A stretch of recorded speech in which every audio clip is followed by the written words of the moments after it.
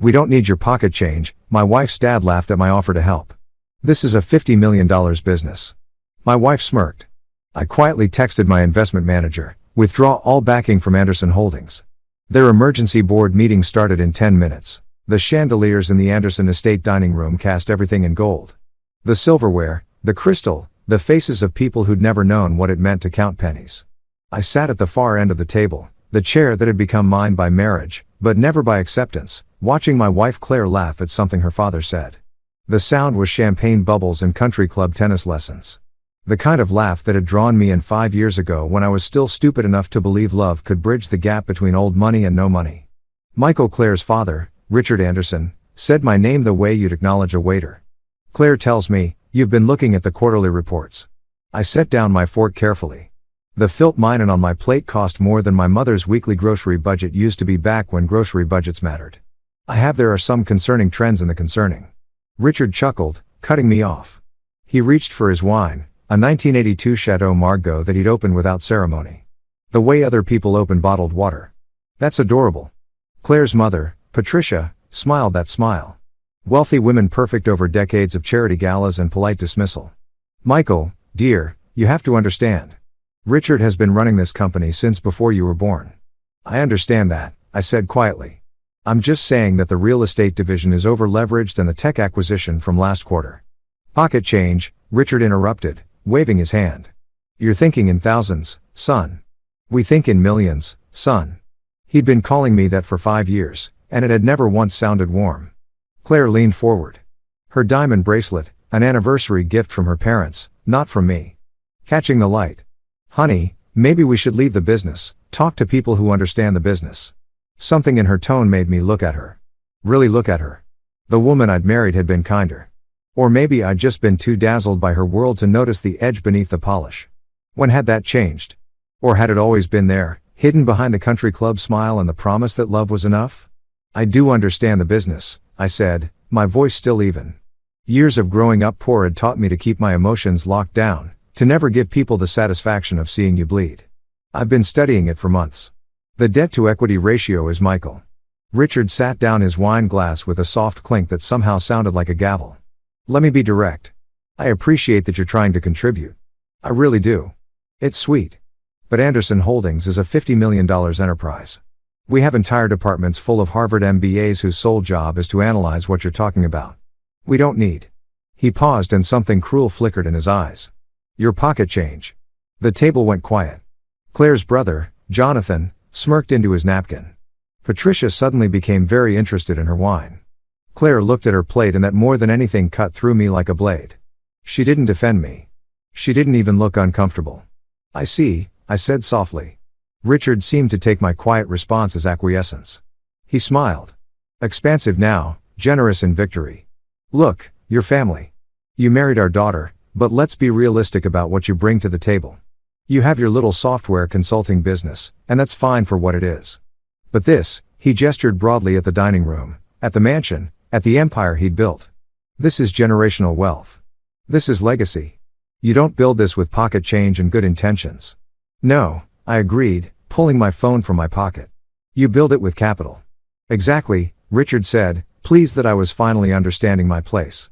Capital scale connections, things that take decades too. Speaking of capital, I interrupted, my fingers moving across my phone screen. I need to make a quick call. Excuse me, I stood, pushing back from the table. The Persian rug beneath my feet cost more than the car I'd driven in college. The car I'd lived in for 3 months when my consulting business was failing, and I was too proud to ask Claire's family for help. Pride. Funny how that works. They'd mistaken my pride for gratitude, my silence for acceptance, my patience for weakness. Michael, we're in the middle of dinner.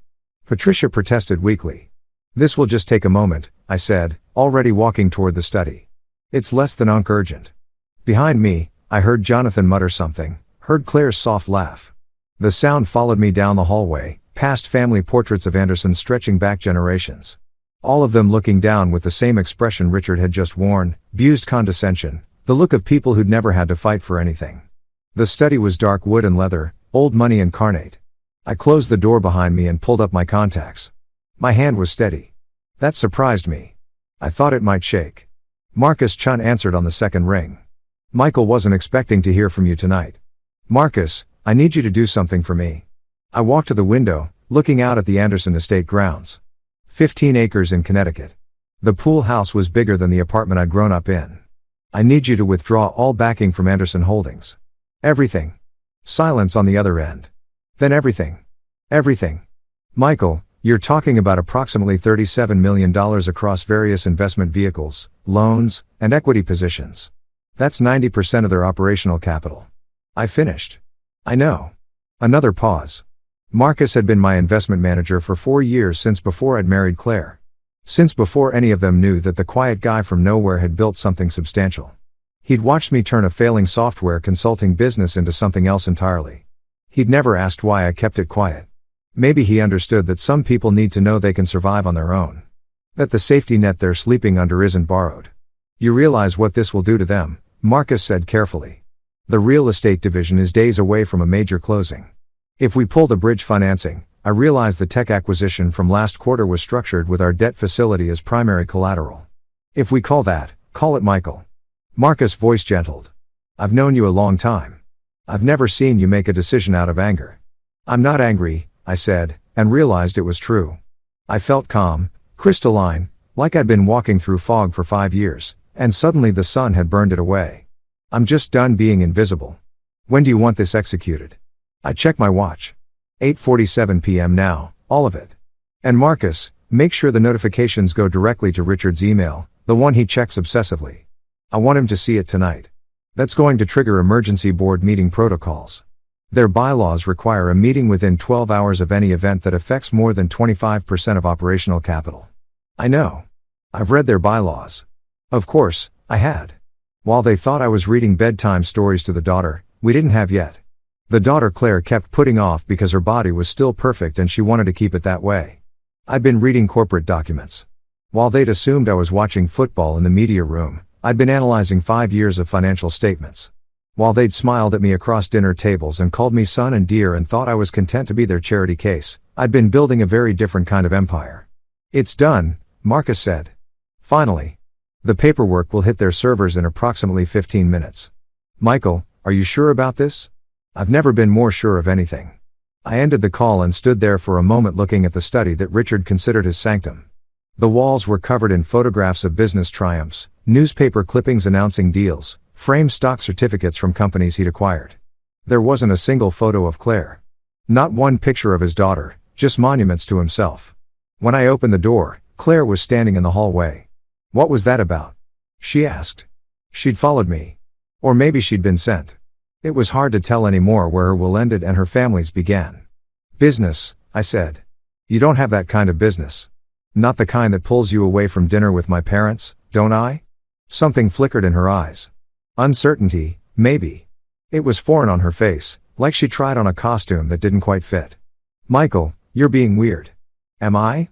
I walked past her back toward the dining room. I'm just being myself, Claire. Maybe you've never noticed. That's not fair. She said, but there was no heat in it. Just reflexive defense. No, I agreed. It's really not. We returned to the dining room where Richard was holding court telling a story about outmaneuvering some competitor in a deal from the AITA. Jonathan was laughing on cue. Patricia was smiling her smile. This was their world.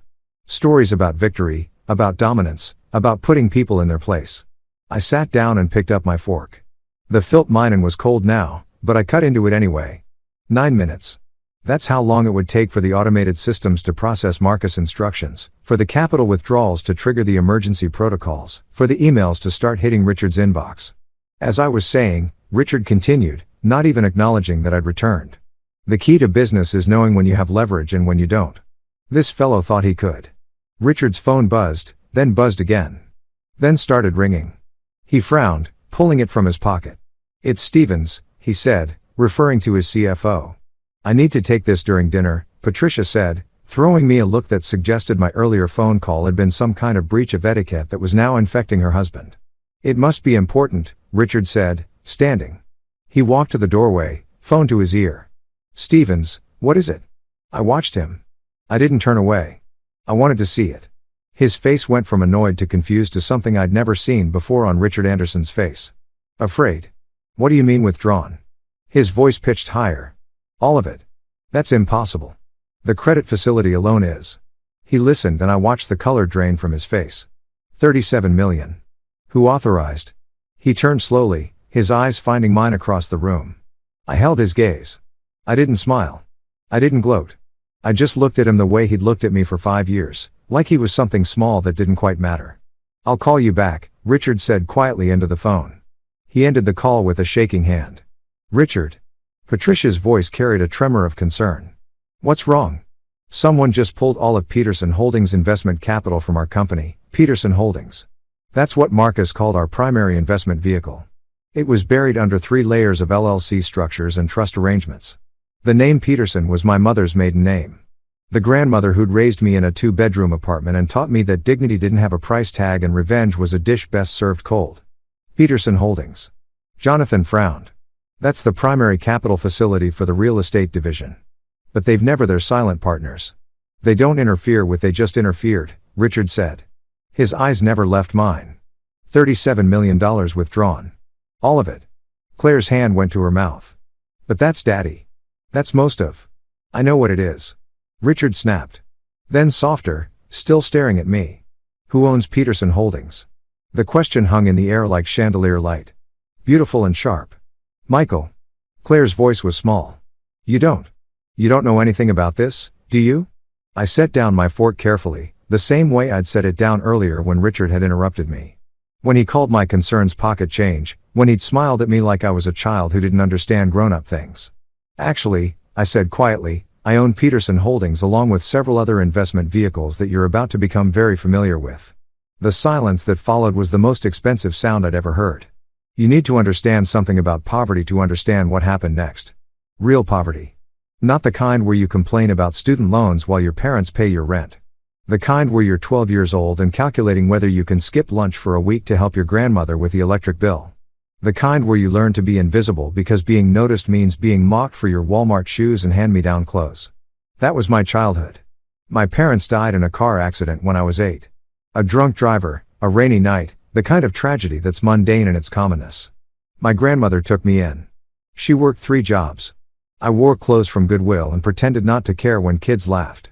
I learned to be quiet, to observe, to understand that the world was divided into people who had and people who didn't. And I was firmly in the latter category.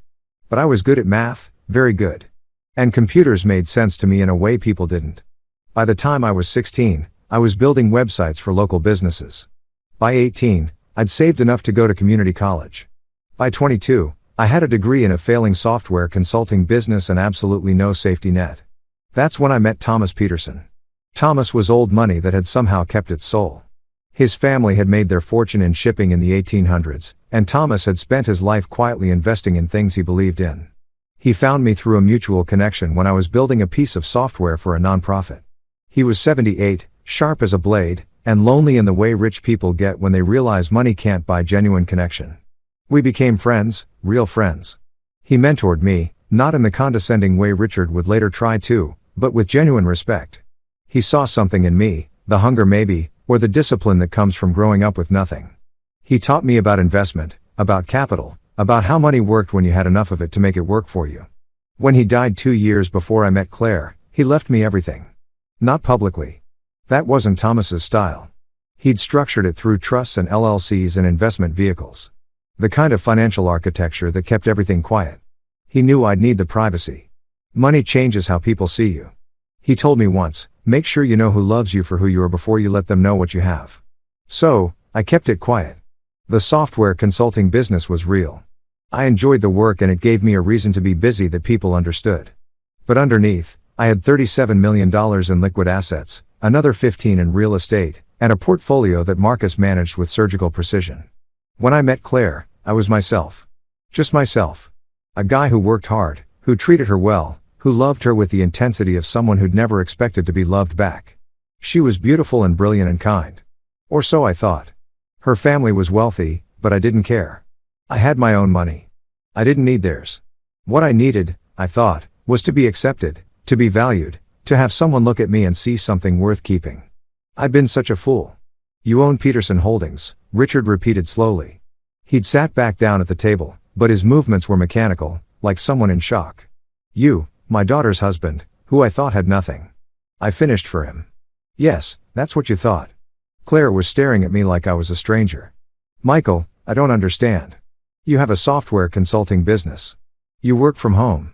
We live on my trust fund. No, I interrupted gently. You live on your trust fund. I live on my own money. I always have. But you never said you never. You never asked. That landed hard. I could see it in her face the moment she realized that for 5 years she'd made assumptions about me, about us, about the fundamental structure of our relationship, and she'd never once questioned them. Let me make sure I understand this, Jonathan said, leaning forward. He looked like his father. Same sharp nose, same calculating eyes. You've been secretly rich this entire time while we've been treating me like charity. I said, yes, this is insane, Claire whispered. Why wouldn't you tell me? I'm your wife. Am I your husband? The question came out quieter than I'd intended. Or am I the acceptable poor kid you married because I didn't challenge you? Didn't make you feel less than? Didn't compete with daddy's money? That's not fair, she said, her voice cracking. Isn't it? I looked around the table. Tell me, Claire, in 5 years of marriage, how many times have you introduced me as your husband versus Claire's husband? How many times have you defended me when your father made jokes about my background? How many times have you valued my opinion over his? She opened her mouth, closed it, no words came. You've been playing us, Richard said. And now there was anger mixing with the shock. Some kind of game testing us. That's sick. No. I shook my head. I wasn't playing anything. I was being myself. The man I actually am, not the man you assumed I was. You're the ones who made assumptions. You're the ones who treated me like I wasn't worth listening to. I just stopped correcting you. You should have told us, Patricia said. Her voice was tight. It's dishonest. Is it? I turned to her. Did you tell me about your gambling problem? The one that Richard's been covering up for 15 years? The one that's cost approximately $4 million in payoffs to casinos and private creditors. She went white. Did you tell me, Jonathan, about the sexual harassment settlements your father's paid out on your behalf? 3 different women, $800,000 in NDAs. Jonathan's smirk vanished. Did you tell me, Richard, that Anderson Holdings is actually leveraged to the point of near insolvency?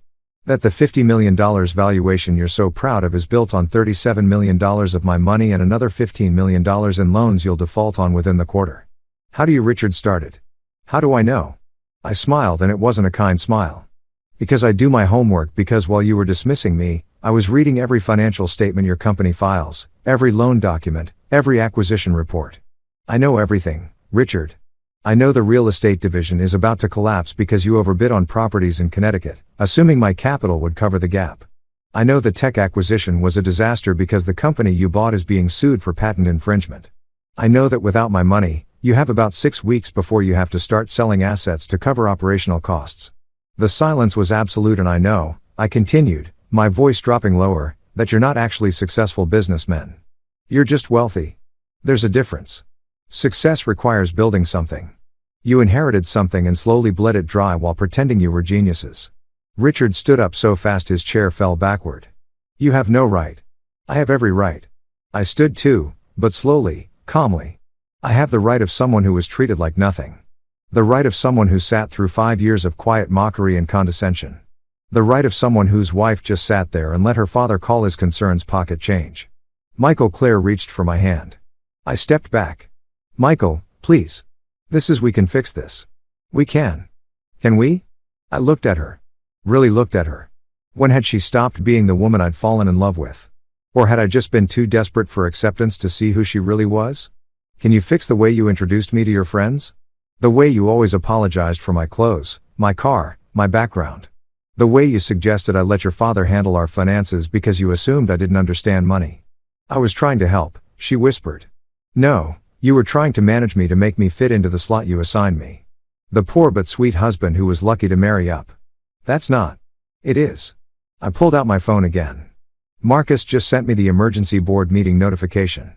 It's scheduled for 11 p.m. tonight. I checked my watch 1 hour and 7 minutes from now. All board members are required to attend when there's a capital event of this magnitude. You can't do this, Richard said.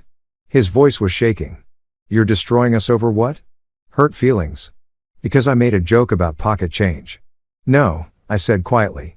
I'm doing this because you made it clear that you see me as less than. Because my wife agrees with you. Because I've spent 5 years trying to earn something that was never going to be given. Respect. Basic human respect. I respect you, Claire said desperately. Do you? I turned to her fully now. Then answer this honestly. If I had told you on our first date that I was worth $50 million, would you have loved me the same way? She hesitated. It was only a second, barely a breath, but it was enough. That's what I thought. I said softly. Michael, you're not being fair. You lied to me. I never lied. I just didn't advertise my bank balance. There's a difference. It's the same thing, is it? I picked up my phone. Then why did you lie to me about the prenup? She froze. Oh, yes, I said. I found that, too. The one your father had drawn up that you never gave me to sign. The one that's sitting in his office safe. The one that would have protected your family's assets in case we divorced. Except you didn't need me to sign it because you all assumed I had nothing worth protecting. You didn't even think I was worth the paperwork. Richard's jaw clenched. That was standard precaution. It was an insult. I cut him off. You didn't even think I warranted the respect of a legal document. I was that far beneath you. This is my fault, Claire said suddenly. This is all my fault. I should have. Michael, I'm sorry. I'm so sorry. Please. We can fix this. You can reinvest the money.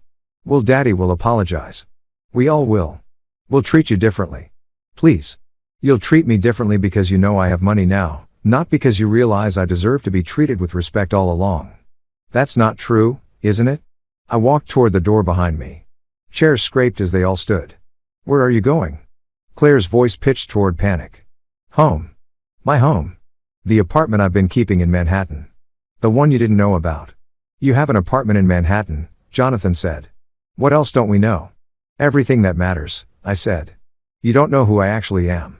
You've never asked. Michael, please. Claire was crying now. Real tears. Not the decorative kind she used for charity events. Please don't do this. I love you. I stopped at the doorway and turned back. Do you? Or do you love feeling like you saved someone? Like you brought the poor kid into your world and gave him a better life? That's not I think it is. I think you married me because I was safe. Because I didn't threaten your family's dominance. Because you could always point to me as proof that you were kind, generous, willing to love someone despite their circumstances. Despite. Her voice broke on the word, yes, despite. You never loved me because of who I was. You loved me despite it. Despite my background, despite my lack of pedigree, despite everything that makes me me. That's not true, she whispered. But there was no conviction in it. The board meeting starts in an hour, I said to Richard. You should probably prepare. It's going to be a long night. You're going to destroy us, he said flatly. Over what? Pride. No, I said I'm going to let you sink or swim on your own merit without my money propping you up, without my capital covering your mistakes. You want to be a $50 million business? Prove it. Build it. But build it without using me as your foundation. Michael. Patricia stood, and for the first time she looked small, fragile. Please think about what you're doing. Think about your marriage, your family. I did. For 5 years, that's all I thought about. How to be good enough, how to fit in, how to earn your approval. I shook my head. I'm done thinking about it now. I'm just done. I walked out of the dining room, down the marble hallway, past the family portraits of Andersons who'd been looking down on people like me for generations. My footsteps echoed in the silence. Claire caught up with me at the front door. Michael, wait. Please, just wait. I turned. She was beautiful, even crying. Some people are like that. Their tears just another accessory. What? Tell me what to do. Tell me how to fix this. There's nothing to fix, Claire. There's just reality. And the reality is that you married someone you didn't respect. Someone you saw as a project, not a partner. That's not true. Then why didn't you defend me at dinner when your father called my concerns pocket change, when he laughed at me? Why didn't you say a single word?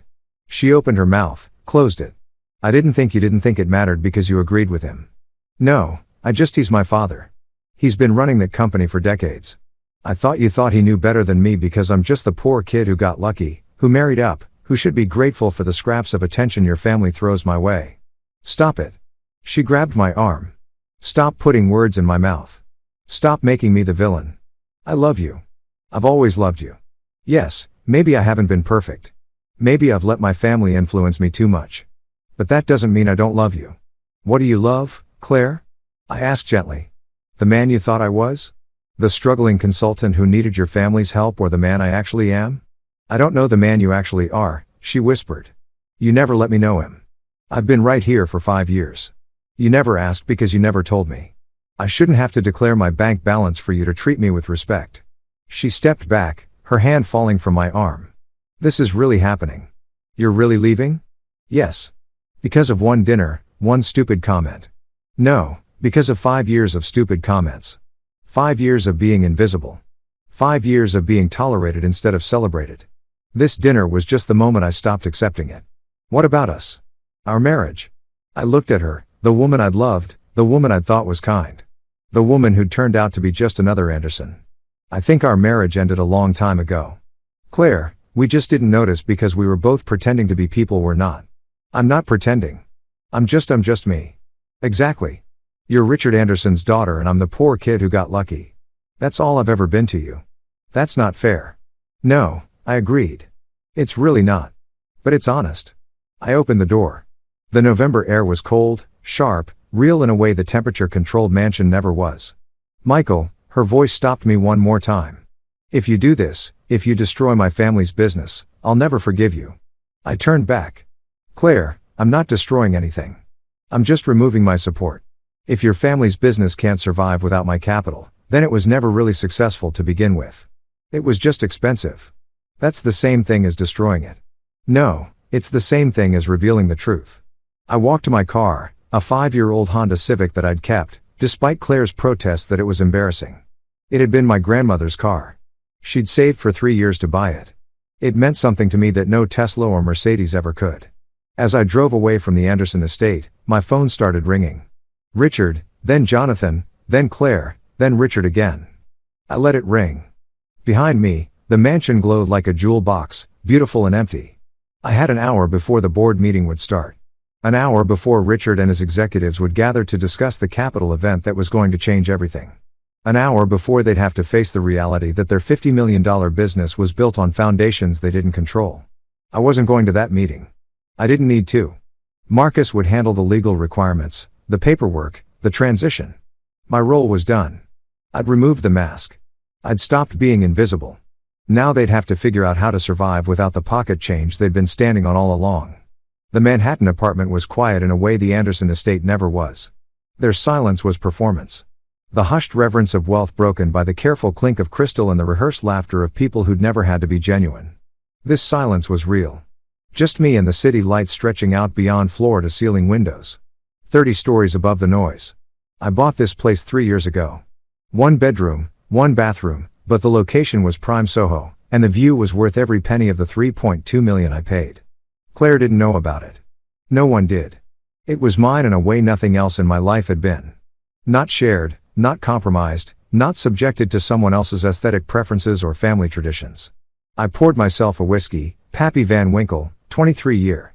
The kind of thing Richard would have shown off to dinner guests. I drank it alone, watching my phone light up with calls I didn't answer. The board meeting would be starting now. I imagined Richard at the head of the conference table, his CFO Stevens beside him, the other board members, hand-picked newsmen who'd rubber-stamped every decision for years, trying to understand how their world had just collapsed.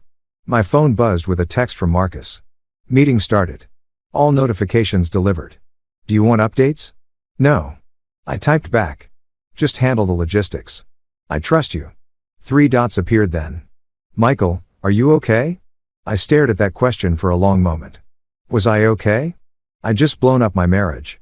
I destroyed my father-in-law's business. I'd revealed secrets I'd kept for 5 years. By any rational measure, I should be devastated. Instead, I felt light. Yes, I typed. I'm fine. Another message from Marcus. For what it's worth, I'm proud of you. Thomas would be too. Thomas. God, I wished he were here to see this. He'd warned me about the Andersons when I first started dating Claire. Not directly. That wasn't his style, but with gentle questions. Are you sure she sees you, Michael? The real you? At the time, I thought I knew what he meant. Now I understood. My phone rang again. Claire's mother this time. I almost answered. Patricia had always been kinder to me than Richard, though kindness from her was still edged with condescension. But what would I say? What explanation could I give that would make sense to someone who'd never had to question whether people valued her for herself or her last name? I let it go to voicemail. The whiskey burned going down. Smooth and expensive and meaningless. That was the thing about money. The thing Thomas had tried to teach me and I'd learned the hard way. It didn't change anything fundamental. Rich people had the same petty jealousies, the same insecurities, the same capacity for cruelty as everyone else. They just wrapped it in better packaging. A memory surfaced, sharp and unwelcome. 2 years ago, Claire and I had been at some charity gala, the kind of event where ticket prices started at $1,000 and went up from there. We were standing by the bar and one of Claire's friends, Catherine something, old money so old it had probably financed the Revolutionary War, had looked me up and down with barely disguised disdain. "Claire, darling," Catherine had said, her voice dripping with false sweetness. "You're so brave. I could never marry someone from such different circumstances. The cultural gap must be exhausting." Claire had laughed. "Oh, Michael doesn't mind. He's very adaptable." Adaptable, like I was a pet who'd learned tricks. I'd stood there smiling, playing my role, being the good sport, the guy who didn't let things bother him. Inside, I'd been calculating how much Catherine's family business owed to a commercial lending facility I partially owned. Quite a lot, it turned out. I never did anything with that information, knowing it was enough. That's what people like the Andersons never understood. They thought power was about display. The mansion, the cars, the clothes, the obvious markers of wealth. But real power was quiet. It was knowing things, having leverage, being underestimated. My phone buzzed with an email notification. The board meeting minutes sent automatically to all stakeholders. I opened it, scanning the text. Emergency board meeting, Anderson Holdings. Date, November 11, 2025. Time 11 p.m. Attendees, Richard Anderson, CEO. John Stevens, CFO. Board members, full attendance. Agenda, capital withdrawal by Peterson Holdings LLC. Summary, Peterson Holdings LLC has withdrawn all capital investment totaling $37.2 million across multiple facilities, including real estate development credit line, $15.3 million. Technology acquisition bridge financing $8.7 million. Operational capital reserves $7.1 million. Equipment loans $4.3 million. Working capital facility $1.8 million. This withdrawal triggers default clauses on $12.4 million in third-party loans that were cross-collateralized against Peterson Holdings facilities. Immediate impact. Company faces approximately $49.6 million in immediate obligations with $8.1 million in available liquidity. Discussion. CEO Anderson reported that the withdrawal was unexpected and without prior notification. Attempts to contact Peterson Holdings representatives have been unsuccessful. The company's identity verification revealed Peterson Holdings as a private investment vehicle owned by Michael Peterson Anderson. Board action items. Attempt negotiation with Peterson Holdings for capital reinvestment. Explore emergency financing options. Initiate asset liquidation planning. Prepare for potential bankruptcy filing. Schedule emergency shareholder meeting for November 13, 2025. And I closed the email. Peterson Anderson. They'd used my full legal name, the one I'd taken when I married Claire, adding her family name to mine. At the time, I thought it was romantic. Now it just looked like another way I tried to fit myself into their world. Another call. Claire again. This time I answered. Michael. Her voice was raw, stripped of its usual polish. Michael, please. You have to stop this. I'm not doing anything, Claire. I withdrew my investment. That's my right. You're destroying us. You're destroying my family. No, I'm just removing myself from the equation. If your family's business was built on solid ground, my withdrawal wouldn't matter this much. That's semantics. She was crying hard now. You knew. You knew exactly what pulling that money would do. You did it on purpose. Yes, I agreed. I did. Why? Why would you hurt us like this? Hurt you? I laughed and it came out bitter. Claire, you've been hurting me for 5 years. You just never noticed because I didn't complain. That's not I don't understand what you want from me. I wanted you to see me. The actual me, not the version you created in your head. I do see you. Do you? What's my favorite book? Silence. What's the name of my best friend from college? The one I mention sometimes. More silence. What was my grandmother's name? Michael. Her name Claire. The woman who raised me. Who I talk about all the time. What was her name? I don't. This isn't fair. You're testing me. Her name was Helen Peterson, and she died 6 months before I met you. She worked 3 jobs to raise me. She taught me about dignity and self-respect and never taking from people who think they're better than you. She's the reason I am who I am. And you never bothered to remember her name. I could hear Claire sobbing on the other end of the line. You want to know what's really sad? I continued, my voice soft. I can tell you everything about you. I know your favorite childhood memory. The summer you spent in the Hamptons when you were 12 learning to sail.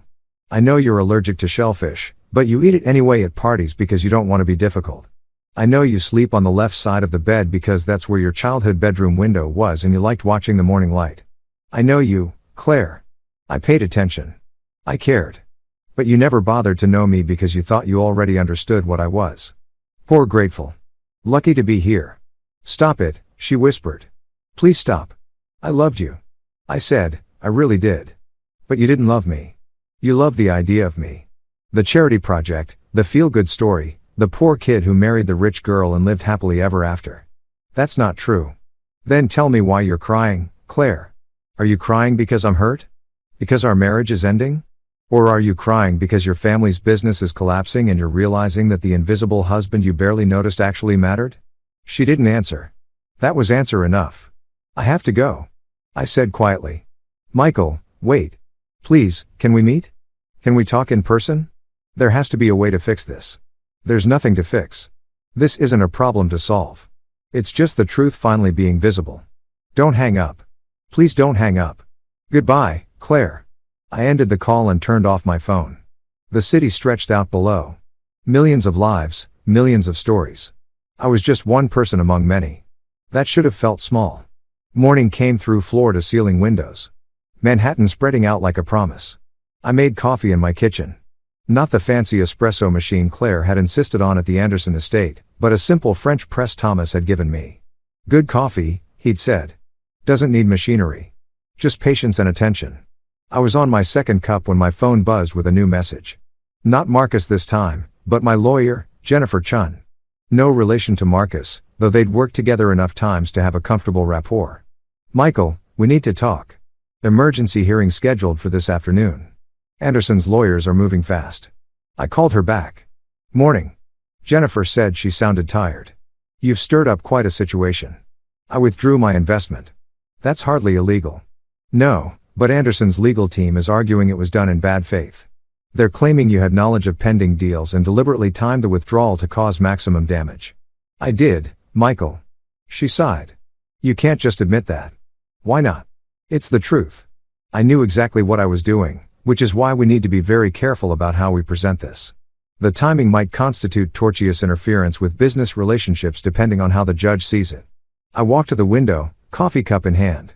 Below, the city was waking up. Taxis and pedestrians and the morning rush of people who had places to be.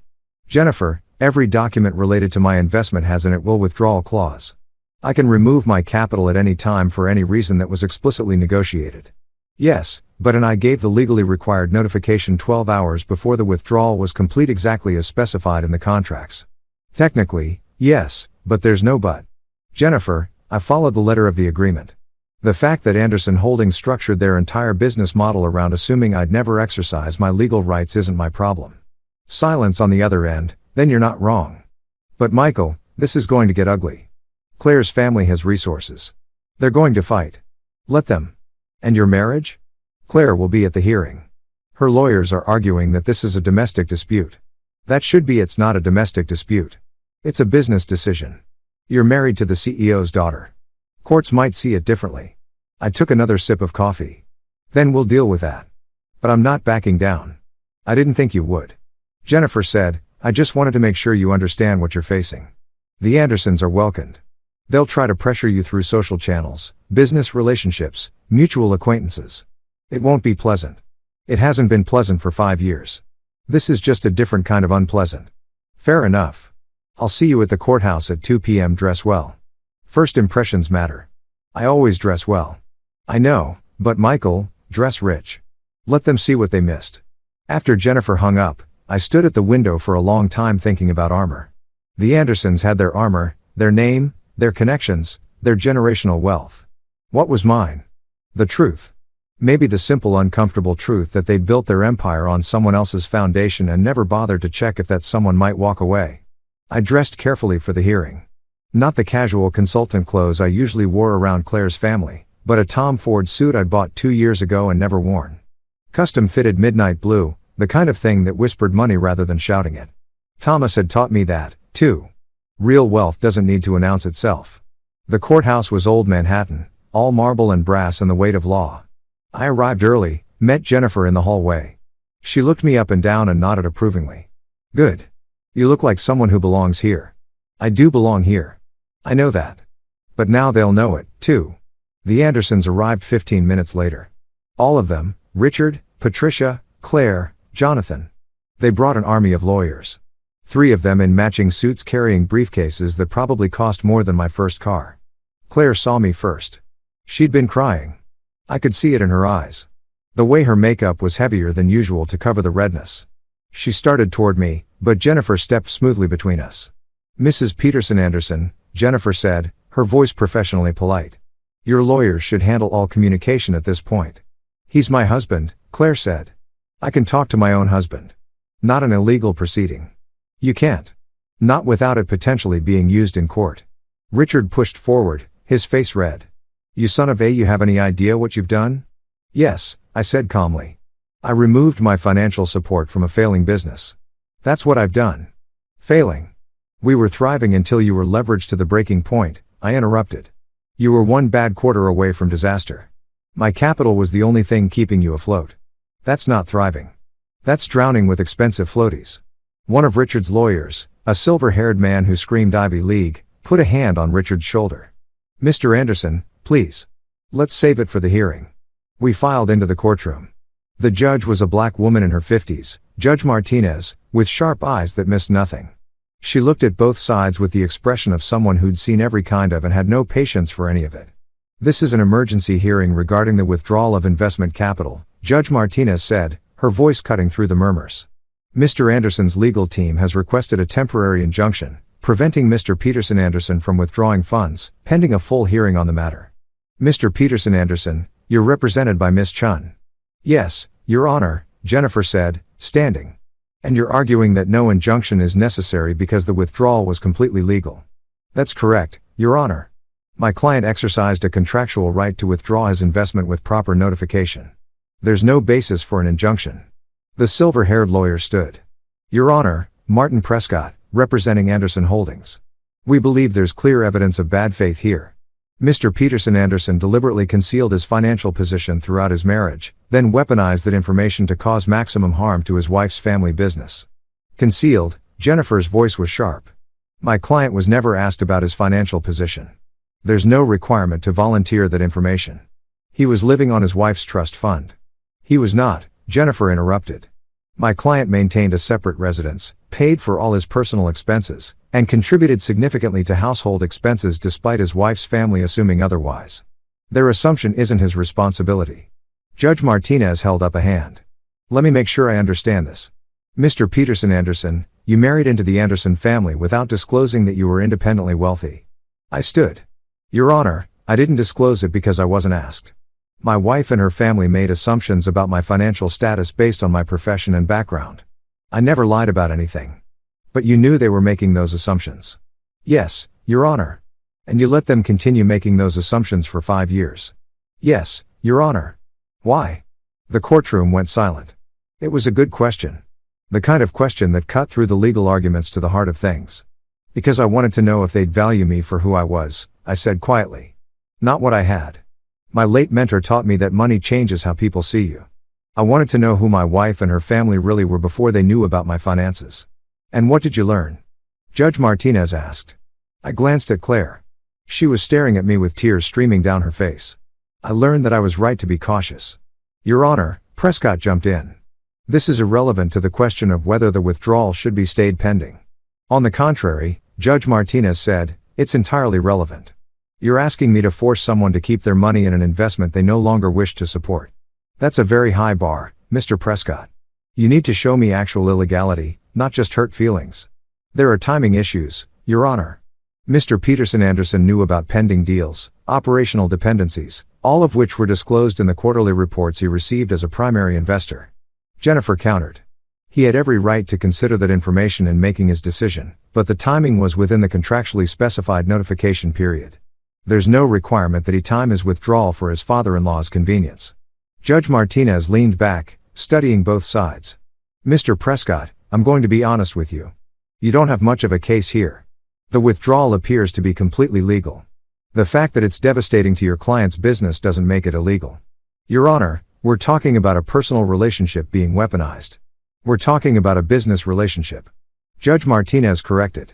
The fact that there's also a family relationship doesn't change the business realities. People divorce. People end business relationships. Sometimes those things happen simultaneously. It's not pleasant, but it's not illegal. Prescott looked like he'd swallowed something sour. Your Honor, we'd like to request a brief recess to consult with our client. Denied. Here's my ruling. The motion for a temporary injunction is denied. Mr. Peterson Anderson had a contractual right to withdraw his investment. He exercised that right appropriately, and I see no basis for court intervention. However, she turned to me. Mr. Peterson Anderson, I'm going to give you some unsolicited advice. What you did was legal, but it was also cruel. You had other options. You could have given them more warning. You could have negotiated a transition period. You chose the nuclear option, and while that's your right, you're going to have to live with the consequences. This will get messy. Are you prepared for that? Yes, Your Honor. She studied me for a long moment. I think you are, which makes me wonder if that's what you wanted all along. The mess, the revelation, the reckoning. She wasn't wrong. This hearing is concluded. Judge Martinez said, Mr. Prescott, if you want to pursue a full civil case, that's your prerogative. But I'll tell you right now, you're going to lose. Save your clients some legal fees and advise them to focus on rebuilding their business rather than trying to force someone to subsidize it. The gavel came down in the hallway afterward. Richard tried to corner me, but security kept him back. Claire pushed through the crowd, reaching for me. Michael, please, can we just talk? Just the two of us. No lawyers, no parents, just us. I looked at her. She was still beautiful, still my wife, technically. Still the woman I'd loved enough to marry. Okay, I said. We went to a coffee shop 3 blocks from the courthouse. Not the kind of place the Andersons usually frequented. No white tablecloths or prey menus, just coffee and pastries and people who worked for a living. Claire looked out of place in her designer dress and heels. A orchid in a field of dandelions. She ordered a latte. I got black coffee. We sat at a table by the window and for a long moment neither of us spoke. I don't know who you are, Claire said finally. I thought I knew. I thought I understood you, but I don't. You're a complete stranger. No, I said, I'm exactly who I've always been. You just never looked closely enough to see it. That's not fair. You hid things from me, important things. I hid my bank balance, not my personality, not my values, not the things that actually matter. Money matters. Michael, don't be naive. Does it? Or does it just matter to you? She flinched. That's mean. Is it? Claire, think about our relationship. Really, think about it. When did you fall in love with me? What was it about me that made you want to marry me? I don't understand why you're asking this. Because I want to know if there was ever a version of us that was real. She stared into her latte, her finger tracing the rim of the cup. You were different from the men I usually met. You didn't care about my family's money. You didn't try to impress my father. You were yourself. It was refreshing. Refreshing? I repeated like I was an interesting menu choice. Don't do that. Don't twist my words. I'm not twisting them. I'm hearing them clearly for the first time. I leaned back. You like that I didn't care about your money because it meant you could feel generous. You could be the one with power, the one bestowing favor. You like that I didn't try to impress your father because it meant I wasn't competition. I was safe, non-threatening, a pet that wouldn't bite. That's horrible, she whispered. Is it wrong? She looked up at me, tears streaming down her face. I did love you. I do love you. Maybe I didn't love you perfectly. Maybe I made mistakes, but I love you, Michael. Doesn't that count for something? What do you love? Specifically, name 3 things about me that don't involve how I make you feel. What? 3 things about me, not about us, not about how I treat you, not about what I do for you. 3 things about who I am as a person. She opened her mouth, closed it. You're kind. That's about how I treat people. That's not about me. Try again. You're smart. Generic. Try again. This is cruel, Michael. You're being deliberately cruel. I'm being honest. You can't name 3 things about me because you never paid attention. You love the idea of me. The story you got to tell about the kind, generous, rich girl who married below her station and made it work. But you never loved me. Stop it. She slammed her hand on the table, drawing looks from other customers. Stop telling me what I feel. You don't get to decide that. You're right. I don't. But I do get to decide that it's not enough. Whatever you feel, love, affection, habit, it's not enough for me anymore because of money. Because I didn't know you were rich. No, because you didn't care enough to really know me at all. The money is just how it became obvious. So what now? Her voice was hard. You destroy my family. You blow up our marriage. You ride off into the sunset feeling morally superior. I'm not destroying anything, Claire. I'm removing myself from a situation where I wasn't valued. Your family's business problems are just the consequence of them building on a foundation they didn't own. That's the same as destroying it. No, it's the same as revealing how unstable it already was. She laughed bitterly. You sound like my father. That same cold calculation, that same ability to reduce everything to logic and ledgers. Maybe that's why he underestimated me. He saw someone different on the surface and assumed I couldn't be like him underneath. So, you like him? Cold. Ruthless. No, I'm practical. There's a difference. Your father is ruthless because he enjoys power. I'm practical because I refuse to be a victim. A victim, she repeated. You married into wealth and privilege, and you think you're a victim. I married into a family that treated me like I should be grateful for the privilege of being tolerated. Yes, Claire. I was a victim of condescension, of assumption, of casual cruelty that you people don't even recognize as cruelty because you've never experienced the alternative. You people, she said, listen to yourself. You're talking about me like I'm the enemy, aren't you? I asked softly. Be honest. If I reinvest the money, if I fix your family's business, what changes? Do you suddenly see me differently? Does your father respect me, or do we go back to exactly how things were? Except now you're all nervous that I might pull the plug again. She was silent for a long moment, then so quietly, I almost couldn't hear it. I don't know. That's the most honest thing you've said to me in 5 years. I hate you right now, she said. I hate what you're doing. I hate that you're right. I'm sorry. Are you? You seem pretty satisfied with yourself. I'm not satisfied. I'm sad. This isn't what I wanted, Claire. I wanted a real marriage, real partnership, real respect. I tried for 5 years to earn it. But you can't earn something that should be freely given. So that's it. We're done. I think we've been done for a while. We just didn't admit it. She wiped her eyes, smearing her mascara. For the first time since I'd known her, she looked genuinely messy. Human, what happens now? You go back to your family. You figure out how to save the business or you don't. You move on with your life. And you? I do the same just like that. 5 years of marriage and you can just walk away, can't you? She looked at me. Really looked at me and something shifted in her expression. Recognition maybe or resignation. Yes, she said finally. I think I can. Then we agree on something. She stood up, gathering her purse. My lawyers will be in touch about the divorce. I'll make it easy. You can have everything that's legally yours. I don't want the house or the joint accounts or any of it. How generous, she said. But there was no bite in it. Just exhaustion. It's not generosity. It's self-preservation. I don't want anything that comes with strings attached to your family. They'll hate you forever. You know, my father, my mother, Jonathan, they'll make sure everyone knows what you did. Let them. Their opinion stopped matching to me the moment your father called my concerns pocket change. She paused at the door, looking back. For what it's worth, I am sorry. Maybe I didn't love you the right way. Maybe I took you for granted, but I never meant to hurt you. I know, I said.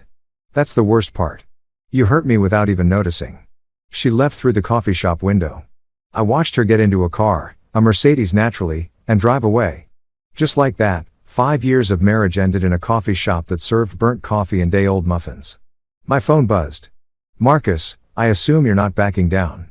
You assume correctly. Anderson's lawyers are already putting out feelers about settlement. They want to negotiate a reinvestment agreement. No. You're sure? They're offering significant concessions. Board seat, operational oversight, preferred equity. I don't want any of it, Marcus. I want out. Completely out. Then it's going to get messy. They have a lot of mutual business connections. People who pressure you. Let them. Michael. Marcus's voice gentled. I've known you a long time. I've never heard you like this. Are you okay? I'm fine. Actually, I'm better than fine. I'm free. Free is expensive when it comes with this many enemies. They're not my enemies. They're just people who overestimated their importance to me. That's a distinction that won't matter much when they start trying to damage your reputation. My reputation with who? The country club set that never accepted me anyway. The business community that didn't know I existed. Let them talk. Marcus, I've been invisible for 5 years. Being notorious will be a nice change. He laughed. Okay, then I'll handle the paperwork for full divestment. But Michael, think about what comes next. You're pulling out of Anderson Holdings, ending your marriage, severing ties with everyone in that world. What are you moving toward? It was a good question. What was I moving toward? I don't know yet, I admit it. But I'll figure it out. I always do. Fair enough. For what it's worth, I think Thomas would approve. He never liked the Andersons. He never said that. He didn't have to. The way he looked at Richard when they met at your wedding. If looks could kill, you'd have been a widower hour on your wedding day. I laughed despite myself. I miss him. Yeah, me too. He was a good man. One of the best I've ever known. After we hung up, I sat in the coffee shop for another hour, watching the world go by. People rushing to meetings, tourists studying maps, a mother chasing a toddler, an old couple holding hands, regular people living regular lives. I'd spent 5 years trying to fit into a world that wasn't mine. Maybe it was time to figure out what world actually was. The media got hold of it within 48 hours. Not the mainstream media. This wasn't newsworthy enough for CNN or the Wall Street Journal. But the business blogs, the society pages, the gossip sites that track Manhattan's wealthy, they were all over it. Software consultant actually multimillionaire investor. Anderson Holdings faces crisis after mystery husband pulls funding from rags to riches to revenge. The Michael Peterson story. That last one was particularly creative. They dug up photos of me from college looking thin and hungry in clothes that didn't quite fit and contrasted them with recent photos from charity events where I stood next to Claire in my department store suits. The narrative wrote itself. Poor kid makes good, marries rich, turns out to be richer than his in-laws, destroys them in revenge. It wasn't entirely wrong, but it wasn't entirely right either. My phone wouldn't stop ringing. Friends I hadn't spoken to in years, distant relatives, former colleagues, everyone suddenly wanted to reconnect. It was fascinating how money changed the mathematics of relationship. When I was just Claire's husband, I wasn't worth the effort. Now that I was the Michael Peterson, everyone had time for coffee. I ignored most of the calls. But when I answered, Michael, it's Daniel. Daniel Kim from MIT. Daniel, my roommate from sophomore year back when MIT was more dream than reality, and I was working 3 jobs to pay tuition. We'd lost touch after graduation. He'd gone to Google. I'd started my consulting business. And our lives had diverged. Daniel, hi. Long time. I saw the news. Or what passes for news in those gossip rags. Is it true? You were secretly loaded this whole time. More or less, man. He laughed. Remember when we used to split ramen packages because they were cheaper that way and you were sitting on millions? I wasn't sitting on millions back then. That came later. Still, this is wild. Everyone from MIT is talking about it. You're like a legend now. I doubt that. No, seriously. The guy who kept it quiet, married into old money, then pulled the rug out when they disrespected him. That's some Count of Monte Cristo. It wasn't about revenge, Daniel, wasn't it? I didn't have a good answer to that. Listen, Daniel continued, I'm not calling to gossip. I'm calling because I could use your brain. I'm starting a new venture, AI-driven financial analysis tools, and I need investors who actually understand the tech. You interested? Maybe send me the prospectus. Will do. And Michael, whatever happened with your wife's family? I hope you're doing okay. I remember how you were about Claire. You really loved her. Yeah, I did. I'm sorry it didn't work out. Me, too. After I hung up, I realized something. Daniel hadn't called me because of the money. Or not just because of the money. He'd called because he remembered who I was before all of this. The guy who'd shared ramen and studied until 3 a.m. and actually gave a about the work, not just the paycheck. Maybe there was a path forward. Not back to the Anderson world, but into something new, something mine. My lawyer, Jennifer, called next. Michael, we need to talk about the divorce proceedings. That was fast. Claire's lawyers are pushing hard. They want this done quickly and quietly. Fine by me. There's going to be significant asset division to work out. Connecticut is an equitable distribution state, which means I know what it means. Give her what she wants within reason. Michael, you're worth approximately $52 million. Within reason, could be $26 million. Then that's what it costs to end the marriage. I'm fine with it. You're fine with potentially giving your ex-wife $26 million. It's not about the money, Jennifer. It never was. It's always about the money, Michael. That's what people don't understand until they have it. Maybe, but I'd rather be poor and free than rich and trapped. You're not going to be poor. Even after the divorce, you'll still have substantial assets. But this is a lot to give up. Only if you think money is the most valuable thing I could lose. I already lost 5 years. I'm not losing any more. She sighed. Okay, I'll negotiate the settlement, but I'm putting some protection in place whether you like it or not. She doesn't get to claim any of your future earnings or business ventures, and the assets that were yours before the marriage stay yours. Fine. And Michael? Claire's family is leaking stories. Nothing actionable, just innuendo. That you manipulated their daughter. That you deliberately set out to destroy them. That the whole marriage was a con. It's ugly. Let them. It's affecting your reputation. Some of the mutual acquaintances are. They're not my acquaintances, Jennifer. They're the Andersons' friends who tolerated me when they thought I was harmless. Their opinion doesn't matter. You sound very zen about this. I'm not zen. I'm just clear. For the first time in 5 years, I know exactly what I want and what I don't want. And what do you want? I want to build something that's mine, not inherited, not married into, not riding on someone else's coattails. Mine. That's very American dream of you. I'm a very American dream kind of guy. She laughed. Okay, I'll handle the settlement. But Michael, one more thing. Anderson Holdings is in serious trouble. They're trying to raise emergency capital, but word is out about the instability. They might go under completely and you have the power to stop it. You could reinvest, save them, be the hero. I'm not interested in being their hero. They had 5 years to treat me with basic respect. They chose otherwise. So, you're really okay watching them fail?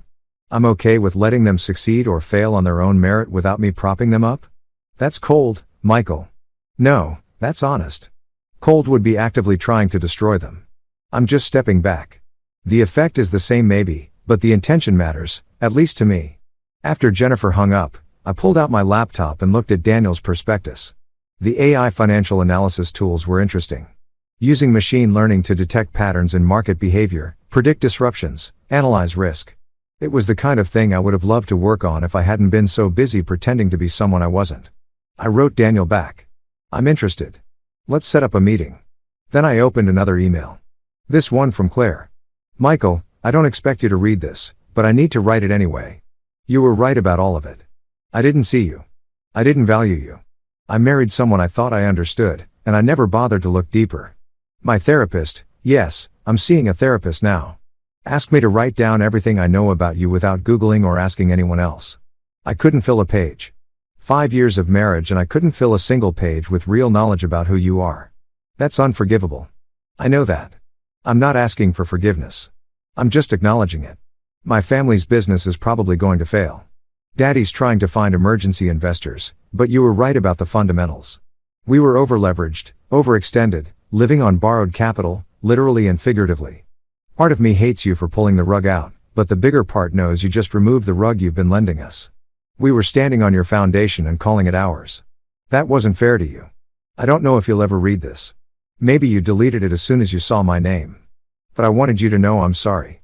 I'm genuinely deeply sorry for not seeing you, for not valuing you, for being the kind of person who needed to lose something to appreciate what it was worth. I hope you find whatever you're looking for. I hope you build that thing that's yours. And I hope maybe someday you can forgive me. Claire. I read it twice. Then a third time. It was the most honest thing she'd ever said to me, and it came too late to matter. But I wrote back, Claire, I do forgive you. Not because what you did was okay, but because holding on to anger doesn't serve me. You weren't malicious. You were just careless with someone who deserved your care. I hope your family's business survives. I really do. Not for your sake or your father's sake, but because there are employees who depend on it. People who did nothing wrong and don't deserve to lose their jobs because of poor management. But I can't save it for them. That's not my responsibility. It was never my responsibility. I hope you find someone who you actually see, who you value for themselves, not for what they represent or how they make you feel. You deserve that. Everyone does. But I can't be that person for you. I don't think I ever was. Good luck with everything, Michael. I hit send and closed the laptop. Outside my window, the sun was setting over Manhattan, painting the sky in oranges and purples. Tomorrow, I'd meet with Daniel about his new venture. I'd sign the divorce papers. I'd start building something new. But tonight, I just watched the sunset and felt the weight of 5 years finally lift off my shoulders. 6 months later, I was standing in a different office. Not the Anderson estate, not even close. This was a converted warehouse in Brooklyn, all exposed brick and industrial windows, filled with the sound of keyboards clicking and the low hum of servers. Daniel's company, Clarity AI, had grown from a concept to a functioning startup with 12 employees and 2 major clients. My investment had been the seed money, but I'd done more than just write checks. I'd rolled up my sleeves, got back into actual coding, remembered what it felt like to build something real. Michael. Daniel poked his head into the office. I claimed not the biggest one, just a corner with good light. Client presentation in 10 minutes. You ready? Ready. The client was a mid-sized hedge fund looking to improve their risk analysis. Nothing revolutionary, but solid work that paid well. And let us prove our concept. I'd put together the technical presentation myself, walking through how our algorithms detected patterns that traditional analysis missed. It felt good. Real mine. After the presentation, which went well, we'd probably land the contract. I grabbed coffee with Daniel. You seem different, he said. Lighter maybe. I am. The divorce finalized.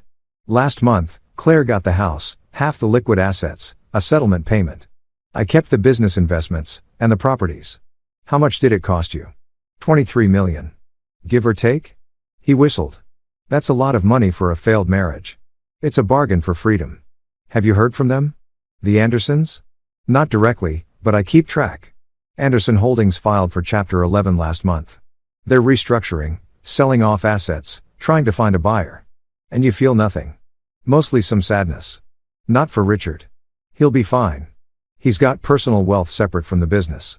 But the employees who are getting laid off, the smaller investors who will lose money, I feel bad for them. Not bad enough to help. Not my circus. Not my monkeys.